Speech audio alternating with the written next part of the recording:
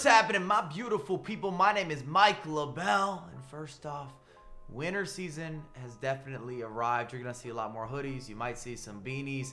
It's cold inside. I can't control the heat. If you've ever been to New York City, if you lived in New York City, the majority of the apartments, whoever owns that apartment complex controls all the above. And they try to hook it up because they say, look, The heat's on us. but you don't know if that heat's gonna be turned on or if they're just gonna leave it off. Anyways, today we're talking about overpowered players. We're looking at fullbacks. And just to reiterate the rules for this series, and especially with fullbacks in particular, we're gonna go 84 or under in order to be considered overpowered. Typically that keeps their price point down. There's not that many high rated fullbacks to begin with. We're looking at the left backs and the right backs, of course. They have to be gold overall players. So we're not going into informs. I'm not looking at new releases, new foot items that are out there. No Halloween edition. You name it. Those guys are not being included in the countdown. And I need to know in the comments, what does your top 5 look like? Don't just discredit mine. Don't throw that kind of shade, that disrespect this way. I mean, you could talk about my beanie if you want, but not about my list. At least not about my list without dropping your top 5 or your honorable mentions or players that you think should have been mentioned. We see an eye to eye? If you appreciate the series, you already know what to do. Drop a thumbs up, peep the playlist. It's free to subscribe. Let's talk about fullbacks. As we proceed to give you what you need, we got to start out with the honorable mentions, guys that just missed the top 5, just barely. And Angelino starts out that countdown. He has the pace, he has the links, Premier League. You won't be disappointed, and more importantly, he's not going to cost you matches. He's going to come in on that discount shopping tip. Very affordable, easy to link up. Good things are going to happen. Pat yourself on the back. Next, Benjamin Mendy. And I know for some, you might say, I don't know, Mike, this year. I don't like that agility. and in some ways, he does feel as if you're using a fast center back as a fullback. He can be a little bit clunky, but he's still 6'1", very physical, will be able to push players around and kind of dictate what happens and when it happens on the pitch, wins a lot of 50-50s. Positioning, personally, I like it. I don't find him out of position, and that's a big issue for me with some of the fullbacks, is they get too far forward. I don't want to be countered. I don't want to leave that type of spacing.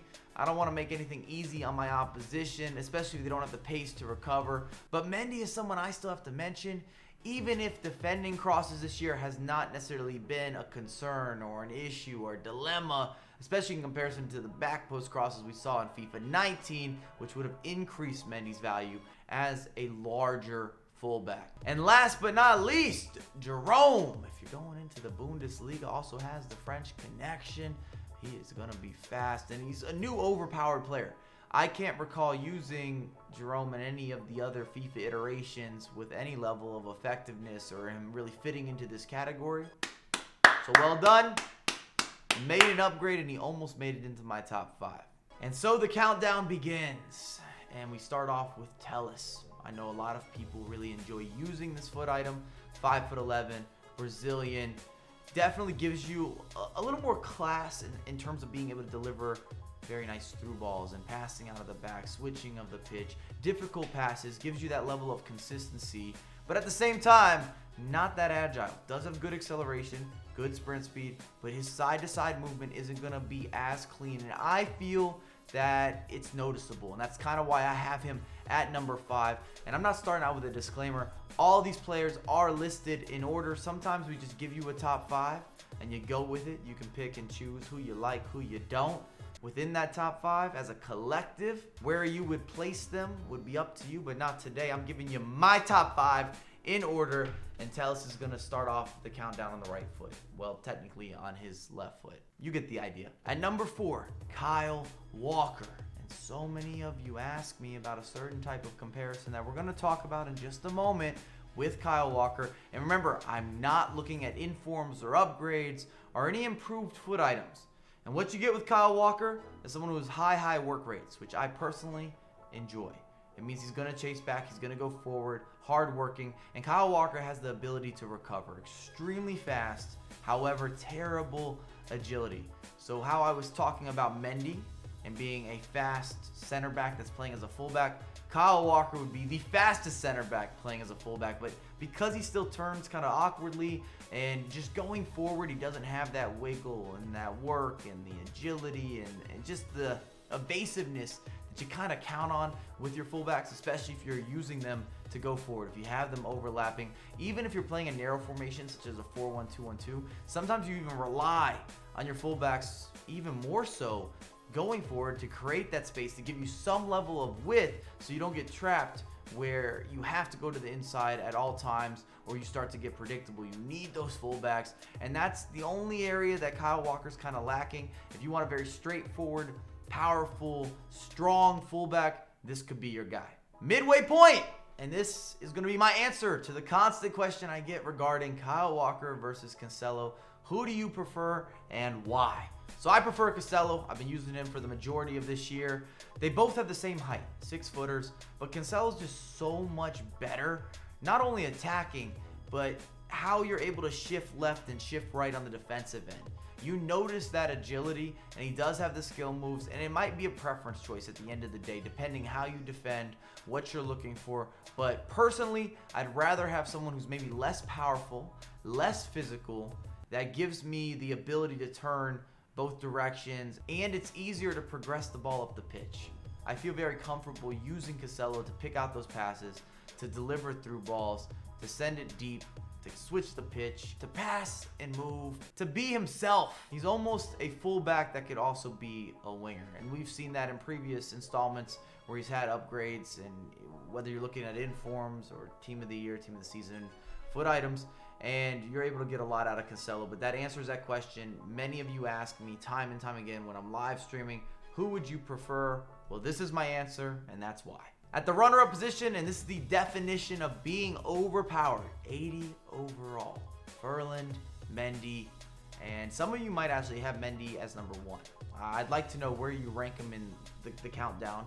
He has a 5-star weak foot, 4-star skill moves, and he has statistics in the right places, and he's never going to get tired, and he just has everything that you'd like to have in one player if you're going to give him that overpowered title, if you're going to hand him a trophy or provide the man with an award. Mendy fits the bill. Plain and simple. It's not going to be a surprise choice. Everyone should have him in their top 5. He's not going to be the best at facilitating. He's not the best defender in terms of those tackles and being able to make every single interception and just perfecto positioning. There's a couple things that aren't perfect, but at the end of the day, he's not ever going to be a liability on the pitch, and you really can't ask for much more. And especially in qualifiers, if you're dealing with restrictions, you might need a lower rated player. Mendy is going to be a quality option if you're getting into the competitive scene. Topping the charts, we've got more Portuguese players to discuss. Semedo, untouchable for yours truly, and I have his inform, but even his regular gold foot item, untouchable, easily number 1 for yours truly. Even the stats that don't look good, they really just don't matter to me this year, whether it's him in the air with the headers, not that important for your fullbacks. Also, his passing, at least if you're looking at the card value, you're thinking, it's not good enough. He's going to be a liability. He's going to make mistakes. There's going to be a lot of errors. That's not the case. His passing statistics, it's a lie. Don't believe it. It's not true. I have been able to make all sorts of crazy passes all over the pitch, short passes, mid-range, through balls, big switches, sidestepping, and you get a true 92 pace. When you look at this foot item and you really go into his in-game statistics, you're dealing with a 92 sprint speed, a 91 acceleration, and 88 agility, and he has medium-high work rates, which is uncommon for fullbacks. But like I said at the beginning of the video, or at least earlier on, I want my fullbacks to defend first. It's great that they can go forward, that's an option, that they're not going to be somebody that I have to be concerned about as they're going forward, comfortable on the ball. That I mentioned he has 4-star skill moves as well in case you need to get creative or you just want to put on a show, put on some sort of clinic as you're progressing up the pitch. But with those medium-high work rates, he's always going to be chasing back, naturally going to be recovering. So even if you had him over the halfway line or maybe even your opponent's final third, he naturally will chase back. And I'm not talking about if you have tactics on like drop back or you have very low depth. even if you're going to be more attacking, which allows you to take additional risk, and you don't have to worry about Semedo. And I hate going up against him, and I love having him in my team. It's that kind of relationship. He basically outclasses any winger, the majority of strikers as well.